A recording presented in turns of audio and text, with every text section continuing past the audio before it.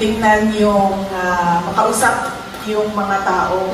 Kami kasi sa Davao City, wala kaming island barangays. Pero napansin ko, maraming probinsya ang maraming mga island barangays.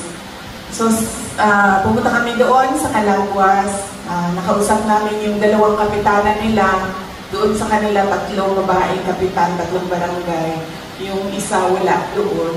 So, nakausap namin yung barangay council ng 2 barangay nila at nakapagsabi sila kung ano yung mga pangangailangan nila doon at ano yung mga nakukuha nila galing sa national government.